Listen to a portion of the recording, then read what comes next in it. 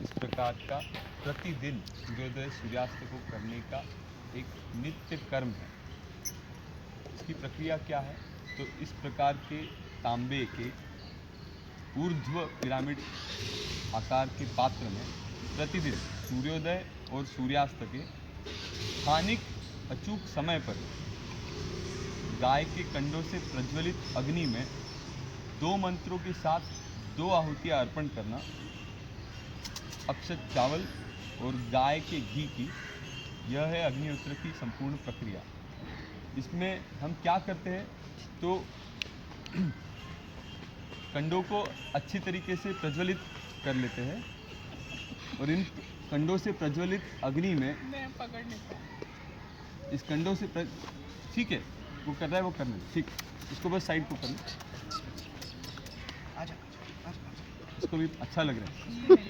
आप देखिए भगवान दत्तात्रेय के पीछे आपको श्वान दिखेंगे और आज हमने इनको बहुत कोशिश की है इनको दूर रखे, लेकिन वो स्वयं से आ रहे हैं बार बार। तो परमात्मा हमेशा ऐसी वाणी में बात करता है जो शायद आपको प्रथम दृष्टया समझ में ना आए। अभी तक नहीं समझ रहे। तो आज श्वान का यहाँ पर आना और आपको बार बार ये बताने की कोशिश करना कि मैं यहाँ पर हूँ, ये एक सीधा संदेश है कि आपको अग्निहोत्र करना चाहिए। ये लोग फिर से आ गए, तो कुछ खाने को इसको उधर लेकर अलग बैठ से दे जाओ। देते हैं। लेकर बैठ जाओ। अग्निहोत्र की प्रक्रिया बेहद सरल है।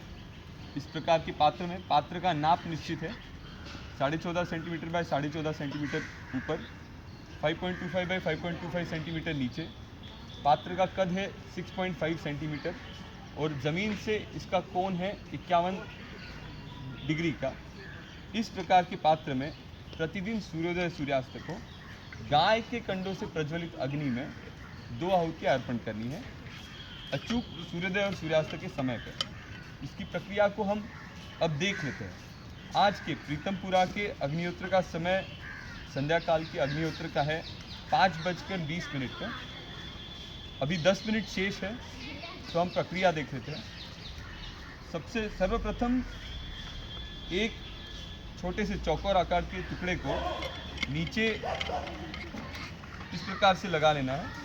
यह हमारा बेस, यह फाउंडेशन बन जाएगा।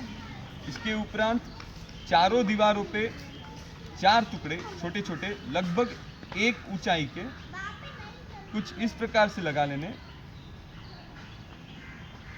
कि वो 4 सपोर्ट, 4 बांध बन जाए जिनके ऊपर हम आगे की रचना बढ़ा सके। इस प्रकार 4 टुकड़े लगाने के बाद 2 छोटे टुकड़े दोनों कोनों में टेढ़े लगाने हैं कुछ इस प्रकार से। इसके उपरांत इन 2 छोटे टुकड़ों के ऊपर और 2 लंबे टुकड़े हमें टेढ़े लगाने हैं। अब आप ध्यान से देखिएगा, यह उपले जो जिनसे मैं अभी अग्निहोत्र कर रहा हूँ बहुत पतले हैं, अच्छे हैं। उपलों को अच्छे से मल लेना चाहिए, उपले अच्छे हो या आपकी जिम्मेदारी है। इस प्रकार से टेढ़े लगा लिए, उसके ऊपर और 2 उपले टेढ़े लगा लेने, थोड़े से लंबे थोड़े पतले। उपले अच्छे श्रेणी के हो, अच्छे उपले हो तो अग्नि अच्छी जलेगी, जल्दी से प्रज्वलित भी होगी, लंबी टिकेगी भी और आहुति देने के उपरांत बुझेगी भी नहीं। यह एक आदर्श स्थिति मानी जा सकती है। कितने उपले लगाने हैं? तो पात्र का जितना कद है उतने कम से कम लगाने, न्यूनतम उतने तो लगाने, उसके उपरांत थोड़ा और लगा सकते हैं। जिस प्रकार घर आए मेहमान को आप पेट भर के भोजन देते हैं या फिर वो तृप्त हो जाए उतना भोजन देते हैं, उसी प्रकार पात्र के कद तक, पात्र का जितना कद है उतना कम से कम उपले लगाए। उपले लगा लेने के पश्चात इसे प्रज्वलित करने का तरीका क्या है? बड़ा सरल है। एक इसी कंडे के टुकड़े को, गौरी के टुकड़े को इस प्रकार से नोकदार टुकड़ा तोड़ लेना है, उसको गाय के घी से लथपथ कर लेना है। चहु ओर से उसको गाय का घी लग जाना चाहिए। एक बार लग जाए उसको जो भी अधिक घी लगा है उससे मुक्ति दे दीजिए। फिर बचे हुए टुकड़े को, ये हमारा रॉकेट हो गया, ये हमारा क्षेपणास्त्र हो गया, इससे हम जलाएंगे। अभी 7 मिनट बचे हैं। किसी कपूर की आवश्यकता नहीं है, किसी दूसरे ज्वलनशील पदार्थ की आवश्यकता नहीं है, केवल गाय के घी से बहुत सुंदर अग्नि जलेगी। अब ऐसा ही क्यों जलाना है, ये सवाल आना चाहिए। तो ऐसे कोई मर्यादा तो नहीं है कि इसी प्रकार से जलाना है, लेकिन किसी चीज़ को बार बार करके ये पता चला कि इस प्रकार जलाने से अच्छा जलता है, जल्दी जलता है, उसमें वायु विजन, उसमें वेंटिलेशन बहुत अच्छा होता है, हवा खेलती रहने से आहुति देने के उपरांत भी अग्नि जलती रहती है। अग्निहोत्र की आदर्श स्थिति यदि बतानी हो तो सबसे पहले तो अग्निहोत्र के समय से पहले आप दक्ष हो चुके हैं, आपको पता है अग्निहोत्र का समय आने वाला है। आप जहाँ पर भी हो, कभी बिल्डिंग के अंदर हो सकते हैं, बाहर हो सकते हैं, कहीं घूमते आप सफ़र में हो सकते हैं, अंदर एक बार पता चल जाए कि अग्निहोत्र का समय होने वाला है, उसके उपरांत अग्निहोत्र के समय से पूर्व पहले रुक जाए, अच्छी जगह देख ले, उसके उपरांत अपनी तैयारी अच्छे से कर ले। घर से निकलते वक्त ये ध्यान दे कि आपके साथ सामान है। घर पे यदि कर रहे हैं तो अग्निहोत्र होगा, इसकी निश्चिति करें। जितने भी लोग घर में हैं, अग्निहोत्र के समय सभी साथ में आकर बैठे, इसको एक तरीके से नियम बना लें। इसके फ़ायदे क्या है इस पर बाद में चर्चा करेंगे। अभी 7 मिनट शेष है। अब इस अग्निहोत्र के पात्र को प्रज्वलित कर लेते हैं। जो नुकीला टुकड़ा हमने शुरुआत में बनाया था उसे प्रज्वलित कर लेते हैं।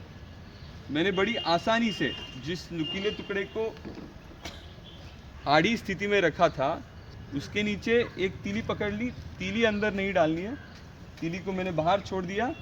इस जलते हुए टुकड़े को शुरुआत में थोड़ी सहायता करने की शायद आवश्यकता पड़े। अब यहाँ पर हवा नहीं है तो ये आसान है। यदि हवा हो तो ऐसे समय के लिए आपको कपूर उपयोग में लाना चाहिए। हो सके तो शुद्ध कपूर का उपयोग करें। इस प्रकार यह टुकड़ा टेढ़ा पकड़ने पर अच्छे से जलने लगेगा। उस उपरांत थोड़े से ऊपर के टुकड़ों को अलग करते हुए इस जलते हुए टुकड़े को, प्रज्वलित टुकड़े को अंदर छोड़ दिया। वापस बाकी टुकड़ों को अपने स्थान पर रख दिया और आराम से बैठ गए। अब आप तैयार है अग्निहोत्र का आनंद लुफ्त उठाने के लिए। इतना आनंद आता है, आप देखिए धीरे धीरे वो अग्नि जलेगी, अग्निदेव आपको आशीर्वाद देंगे। आप एक छोटी सी बात को समझने की कोशिश कर सकते हैं। जिस भी परिवार, सदन परिवार सुखदाई, साथ में रहने वाला, इकट्ठा रहने वाला, साथ में रहने वाला परिवार सुखदाई है। जिस पिता के साथ बेटा है, जिस पिता के साथ परिवार है, जिस बेटे के साथ पिता है, वो एक दूसरे की अच्छाई, बुराई, ज़रूरतें जानते हैं। मेरे पिता को क्या पसंद है ये मुझे तब पता होगा यदि मैं साथ में रहता हूँ। उसी प्रकार मेरे पिता को भी पता है कि मुझे क्या पसंद है, किस चीज़ की आवश्यकता है। उसी उदाहरण को अग्नि से आप जोड़ सकते हैं। परमपिता परमेश्वर है, आपके सामने बैठे हैं, केवल 2 निवालों के भूखे हैं। अब सोचिए, जब मैं रोज प्रतिदिन जब अग्निहोत्र कर रहा हूँ तो मुझे पता चलेगा जल्दी अग्नि का पात्र कैसे सुलगाना चाहिए। यदि अभी जिस प्रकार से थोड़ा धुआं होना शुरू हुआ है तो ऐसे पात्र को अच्छे से कैसे सुलगाना चाहिए। यदि पात्र जल जाए, अब हम एक प्रात्यक्षिक करेंगे। 3 मिनट बचे हैं, मैं इस पात्र को धुआं होने दूंगा। इस प्रकार से धुआं हो रहा है, इसको फिर से कैसे जलाएंगे। तो बहुत सरल सी बात है। इस पे सबसे पहले तो शांति से काम लें। अभी 3 मिनट बचे हैं, हड़बड़ी में ना जाए। थोड़ा सा घी ऊपर से हो सके तो गर्म हो जाए, इस प्रकार से छोड़ दें। एक बार घी डालोगे तो धुआं और होना शुरू हो जाएगा। अब आपको केवल एक माचिस की तीली लेनी है, एक छोटी सी चीज़ लेनी जिससे आप हवा दे सके। यदि कोई चीज़ नहीं है तो आप आपके हाथ से भी हवा दे सकते हैं, लेकिन फूकना नहीं है। इसके लिए ज़्यादातर किट में एक अच्छा सा फैन दिया जाता है। इस प्रकार हवा देने पर अग्नि जल जाएगी। उस जलती हुई अग्नि में आप आवश्यकता के अनुसार घी अर्पण कर सकते हैं। घी देने पर, घी अग्नि का बहुत पसंदीदा खाद्य है। कैसा दे तो गरम किया हुआ पतला घी दे। इस प्रकार से घी देकर अच्छे से अग्नि प्रज्वलित कर ली है। केवल जब कंडे जलते हैं तो उसमें से भारी प्रमाण में मीथेन गैस निकलता है, लेकिन घी देकर जब कंडे जलते हैं तो मीथेन का प्रमाण 90% कम निकलता हुआ पाया गया है। अग्निहोत्र में अभी 2 मिनट बचे हैं। अग्निहोत्र में आहुति हम अर्पण करेंगे अक्षत चावल, बिना क्षति पहुँचे हुए चावल, अखंड चावल। इसके 2 चुटकी चावल इस छोटी सी थाली में मैंने निकाल लिए। उसमें 4 बूंद गाय का घी, इसका मिश्रण बना लिया। अग्निहोत्र का समय, आहुति का समय होने के पूर्व यह सारी तैयारी करके हम तैयार हैं। अभी आपसे बात करते करते हुए ये सारी तैयारी की जा रही है, और वो भी बहुत सरल तरीके से, सरल ढंग से की जा रही है। इस घी को डाल के इस चावल और घी के मिश्रण को अच्छे से मिला लिया, सभी दानों को इकट्ठा कर लिया, इसके 2 निवाले बना लिए। अभी 1 मिनट शेष है। हम अग्निहोत्र के सूर्यास्त के मंत्रों का एक बार अभ्यास करेंगे। अग्नये स्वाहा अग्नये इदं न मम, प्रजापतये स्वाहा प्रजापतये इदं न मम।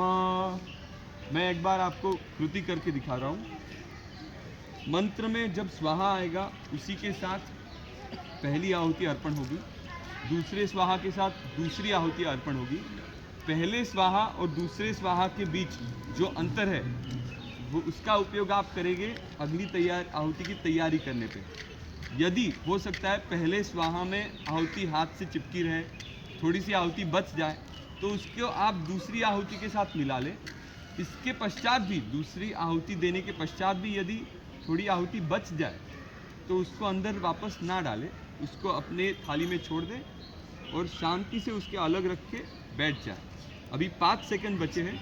अब हम एक प्रात्यक्षिक करेंगे। यह आज का अग्निहोत्र है। अग्नये स्वाहा अग्नये इदं न मम, प्रजापतये स्वाहा प्रजापतये इदं न मम।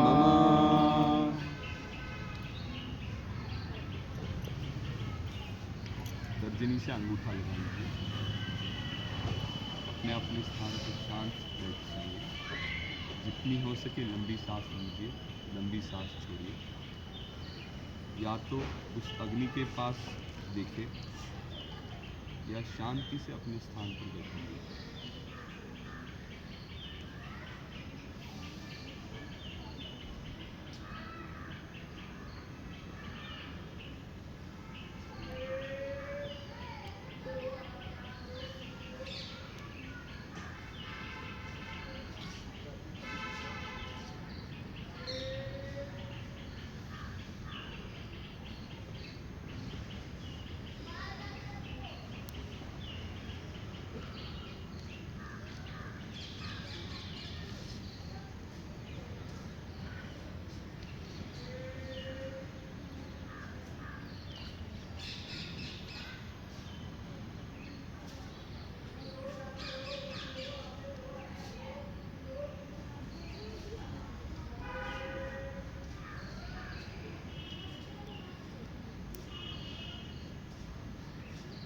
इस प्रकार आहुति देने के पश्चात कुछ समय शांत बैठने के बाद यहाँ पर अग्निहोत्र संपन्न होता है।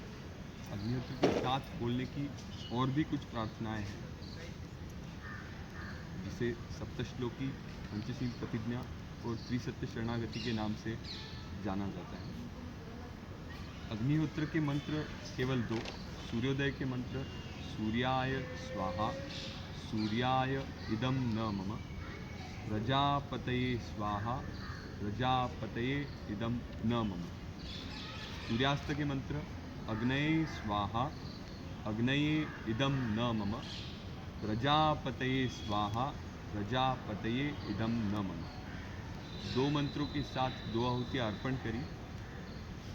कुछ समय के लिए शांत बैठे। यहाँ अग्निहोत्र समाप्त हो जाता है। इस वातावरण में किया जाने वाले कार्य बाकी वातावरण में किए जाने कार्यों से कई अधिक परिणाम देते हैं। इस वातावरण में साथ ही बैठकर आप ध्यान कर सकते हैं, आपकी बाकी पूजा अर्चना कर सकते हैं। एक बार 2 आहुति अर्पण कर दी, उसके बाद उस पात्र को हस्तक्षेप नहीं करना। पात्र हो सके तो उठाकर किसी अच्छी जगह पर रख दे जहाँ पर उसे कोई धक्का ना दे, कोई परेशान ना करे। एक समय के अग्निहोत्र का परिणाम आगे के 12 से 14 घंटों तक चलते रहता है। सटल एनर्जी, सूक्ष्म ऊर्जा उससे निकलती रहती है, जो आपको और आपके परिवार को अच्छे विचार करने में और बाकी प्रदूषणों से निपटने के लिए मदद करती है। इसलिए इस पात्र को बाद में फिर से हाथ नहीं लगाना। 2 आहुति के उपरांत उसमें यदि कुछ बच जाए तो वो फिर से नहीं डालना। पात्र अभी बहुत अच्छी स्थिति में जल रहा है। आपको ये देखना है कि इस प्रकार पात्र जले। आहुति देने के पश्चात थोड़ी सी ज्योत आ रही थी और उसके बाद पात्र स्वयं ही शांत हो गया। आहुति देने से पूर्व 40 से 50% ज्वलन हुआ होना चाहिए। आहुति के दौरान, आहुति देने के उपरांत पात्र जलते रहना चाहिए और आहुति के पश्चात भी पात्र जलते रहना चाहिए। कुछ समय बाद अपने आप आहुति अग्नि कम हो जानी चाहिए और इतना ही धुआं आना चाहिए। यह एक सही आदर्श तरीका है। यदि इससे बहुत ज़्यादा आ रहा है और आपको बहुत तकलीफ़ हो रही है तो शुरुआत में तकलीफ़ हो जाएगी, कोई दिक्कत नहीं। पहले दिन हो सकता है रोटी अच्छी ना बने, लेकिन धीरे धीरे अच्छी बन सकती है। तो करते रहिए, अपने आप अच्छा होने लगेगा। जैसे आपको धीरे धीरे पता चलेगा अग्निहोत्र करते करते कि अच्छा पात्र कैसे सुलगाना है, जल्दी में कैसे सुलगाना है, यदि बुझ जाए तो जल्दी कैसे सुलगाना है, लोगों को बताते वक्त कैसे सुलगाना है, घर से बाहर अग्निहोत्र कैसे करना है, ऐसे कई पहलू आप जानोगे। उसी प्रकार जैसे मुझे पता चलेगा कि अग्निहोत्र अच्छा कैसे करना है, वैसे मेरे प्रभु को, अग्नि को भी पता चलेगा कि मुझे किस चीज़ की आवश्यकता है। और यकीन मानिए आवश्यकता पड़ने पर वो चीज़ आएगी। सबसे पहले तो ये विश्वास आएगा कि वो चीज़ आएगी, और ये विश्वास ही बहुत ताकत देने वाली चीज़ है। अब इसमें से जो गैसेस निकलते हैं, जो वायु निकलते हैं, वो है beta propiolactone, ethylene oxide, propylene oxide. ये है एंटी टॉक्सिक और एंटीऑक्सीडेंट। पुणे के NCL, नेशनल केमिकल लेबोरेटरी में किए हुए रिसर्च के दौरान यह पाया गया। अब बीटा प्रोपियोलेक्टेन वैसे देखा जाए तो आपके आंखों में आंसू ला सकता है। जैसे हम यहाँ पर भी देख रहे हैं कि जिनके पात्र से ज़्यादा निकल रहा है, अधिक प्रमाण में निकल रहा है, उनकी आंखों में आंसू भी आ सकते हैं, वो भी ठीक है। अभ्यासन तो कौन्तेयम, कर करके ही सीखोगे। तो लेकिन ये साथ में ही एंटी टॉक्सिक भी है। जैसे दवाई कड़वी हो सकती है, लेकिन दवाई दवाई है। Propylene oxide, beta propiolactone, propylene oxide और इथिलीन ऑक्साइड, यह आपके नाक में थोड़ी सी जो आपको चरचराहट महसूस होती है, वो ये 2 वायु है। ये भी एंटी टॉक्सिक है। आसपास के प्रदेश को निर्जंतुक करने में यह मदद करते हैं। वहाँ से हार्मफुल बैक्टीरिया, सिप्लिसिया, स्टेफिलोकोकस, माइक्रोफ्लोरा, यह उस विसिनिटी से, उस वातावरण से बाहर चले जाते हैं। तो यह अपने आप में प्रदूषण से लड़ने का एक सरल सा उपाय है। इसके उपरांत आसपास के पेड़ पूरे इफ़िशिएंसी, पूरी क्षमता से कार्बन डाइऑक्साइड खींचते हैं और पूरी क्षमता से ऑक्सीजन छोड़ते हैं। जब किसी पेड़ को क्षति पहुंच जाती है तो उसकी यह क्षमता ज़्यादातर कम होती है, लेकिन अग्निहोत्र के वातावरण में रहने वालों पेड़ों में यह पाया गया कि यह अपनी पूरी क्षमता पर कार्यक्षम होते हैं। तो इसको आप एक आसान सा सॉल्यूशन टू पोल्यूशन समझ सकते हैं। यह माना जाता है और यह पाया भी गया है कि अग्निहोत्र का वातावरण दूर दराज तक देखा जाता है। कई किलोमीटर तक अग्निहोत्र के वातावरण का विधायक परिणाम पाया जाता है। लेकिन इसका अर्थ क्या ऐसे होता है कि यदि मैं अग्निहोत्र कर रहा हूँ तो बाकी के कई किलोमीटर तक किसी ने करने की आवश्यकता नहीं? तो ऐसा नहीं है। जिस प्रकार घर में हम वाईफाई लगाते हैं, उसकी रेंज उस डब्बे के पास में ही होती है। सबसे अच्छी रेंज, अभी जैसे मैंने अग्निहोत्र की आहुति दी, इसका धुआं अच्छा है और सभी के नाक में जाएगा, लेकिन सबसे पहले किसके नाक में जाएगा? तो आहुति देने वाले के। तो भगवान सबका भला कर, लेकिन शुरुआत किससे कर? तो मुझसे कर। जैसे कर्तव्य की शुरुआत भी मैंने अपने आप से करनी, उसी प्रकार भलाई की शुरुआत भी मुझसे हो तो अच्छा होगा। इसलिए प्रति घर, प्रति परिवार एक अग्निहोत्र अनिवार्य है। आप यदि परिवार से दूर है तो बाहर करने की कोशिश करिए, लेकिन शुरुआत परिवार से करिए। दूसरी बात, धीरे धीरे जैसे आप परिवार में शुरू करेंगे, आपको यह भी पता चलेगा कि घर के बाहर भी आप अग्निहोत्र कर सकते हैं। उसके कुछ छोटे से पहलू हम बता रहे हैं। घर के बाहर करने से पहले आपको सबसे पहले तो तैयारी से बाहर निकलना पड़ेगा। इस विचार के साथ घर से बाहर निकलना पड़ेगा कि जब समय होगा तो या तो मैं किसी के घर पहुंच जाऊंगा अग्निहोत्र के लिए, या फिर मेरे साथ मेरा अग्निहोत्र का किट है।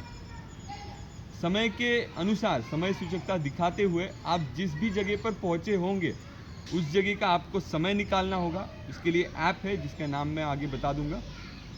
उस जगह का समय निकाल के अग्निहोत्र के कुछ चंद मिनटों पहले, 7 से 10 मिनटों पहले रुकना होगा। एक अच्छी जगह ढूंढनी होगी जहाँ पर आपको कोई उठने के लिए बोल ना सके। हो सके तो पहले लोगों से परमिशन ले ले और ऐसी जगह पर शांति से अग्निहोत्र करके, जब बाहर भी अग्निहोत्र कर रहे, किसी सुरक्षित जगह पे अग्निहोत्र की रक्षा को अर्पण करना है। ज़्यादातर बड़े पेड़ों के आसपास ऐसी जगह पाई जाती है। बड़े पेड़ों को आप रक्षा अर्पण कर सकते हैं और आवश्यकता पड़ने पर उसको वहाँ पर शांत भी कर सकते हैं। अग्निहोत्र की आहुति देने के पश्चात एक 5 मिनट के बाद आप रक्षा अर्पण करके पात्र को थोड़ा सा हिलाकर ठंडा करके अपने काम में आगे बढ़ सकते हैं। लेकिन यह स्थिति आने से पहले घर में शुरू करें, और वह स्थिति आने से पहले भी मन में एक बार अपने आप को बोले कि मुझे शुरू करना है। समझो किसी दिन ना हो तो डरने वाली कोई बात नहीं, दूसरे दिन फिर से करें। Commit and recommit. कोई भी बड़ा काम करने के लिए सातत्यपूर्ण होना बहुत आवश्यक है। इस सातत्य की आदत आपके बच्चों में आना सबसे अधिक आवश्यक है। वह आदत आने के लिए अपने अपने घरों में अग्निहोत्र करें। अग्निहोत्र का वातावरण पे बेझिझक बहुत तगड़ा फायदा है। आपके बर्ताव पे भी इसका बहुत फायदा है। इतने सारे प्रदूषण हैं, लेकिन उसमें सबसे भयावह है तो वह मन का प्रदूषण। सबसे अच्छे समय पर भी सबसे गलत विचार मन में आ सकना, यही मन का प्रदूषण है। इस पर अग्निहोत्र का परिणाम दिखाई देता है। जहाँ पर भी अग्निहोत्र होता है, अल्फा वेव EEG इलेक्ट्रोइंसेफेलोग्राफ में पाया गया कि अल्फा वेव अप होती है और डेल्टा वेव सप्रेस होती है। इसका सीधा मतलब है कि मेंटल ट्रैंक्विलिटी, मन शांत होता है, निर्णय क्षमता बढ़ती है, एकाग्रता की क्षमता बढ़ती है। तो अग्निहोत्र किसके लिए करें? तो स्वार्थी होकर स्वयं के लिए करें। दूसरे को परिणाम मिले तब मिले, लेकिन पहले मुझे मिले। मेरा अग्निहोत्र चाहे दुनिया इधर की उधर हो जाए, मेरा अग्निहोत्र ना छूटे, इसके लिए प्रयास कीजिए। आप जैसे प्रयास करेंगे मार्ग भी निकल के आएंगे। अब शून्य से शुरू करना बहुत अच्छी बात है। शून्य से पहले भी शुरू करना उससे अच्छी बात है। तो यदि आप बच्चा करने की कोशिश कर रहे हैं या फिर उससे पहले विचार भी कर रहे हैं, तो पहले अग्निहोत्र शुरू करें। उनको ऐसे वातावरण में लाइए जहाँ पर वो जीने की इच्छा रखे।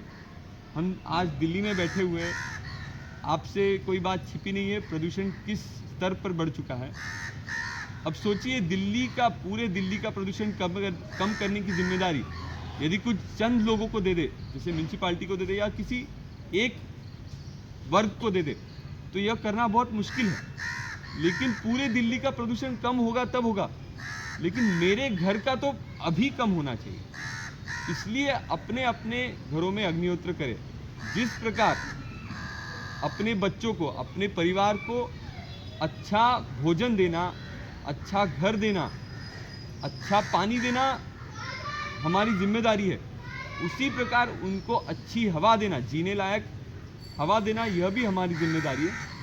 इसीलिए अपने अपने घरों में अग्निहोत्र करें। यस्य मतम न तस्य मतम, अमतम यस्य मतम तस्य। बहुत कुछ बोलने से बहुत कुछ समझेगा यह आवश्यक नहीं, लेकिन कम बोलकर भी बुद्धिमान मनुष्य को बहुत कुछ बताया जा सकता है। प्रणाम।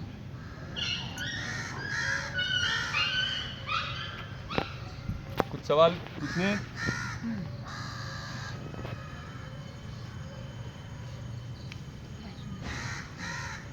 बेनिफिट तो उन्होंने बता दिया। चेंज इन एनर्जी के बारे में आप कुछ बता रहे थे। चेंज इन एनर्जी के लिए एक्चुअली पहले एनर्जी लेने चाहिए थी, मैं ना उस टाइम हाँ मैं बोलने लगी वो रह गया, तो फिर चेंज नहीं बता सकते। अगर चाहिए तो अभी ऐसे ही दिखा देता हूँ मैं, लेकिन चेंज नहीं बता पाऊंगा मैं। चेंज नहीं बता जो दिखा सकते दिखा दीजिए। नहीं, मैं फ़ायदा नहीं अभी, बिकॉज चेंज को कैसे एनालाइज करें। पहले लेना चाहिए था नहीं एक्चुअली। कोई बात नहीं, अभी हम एक बार आप इसका रिकॉर्ड छोटा सा स्निप ले लो, देखते हैं बाद में। चेंज इन एनर्जी का नहीं अभी की एनर्जी का, अभी तो की वी energy कैन का। स्टार्ट विद कि दिस इज अ मीटर एक मिनट, दैट रुक जाओ। मेजर्स एनर्जी और समथिंग।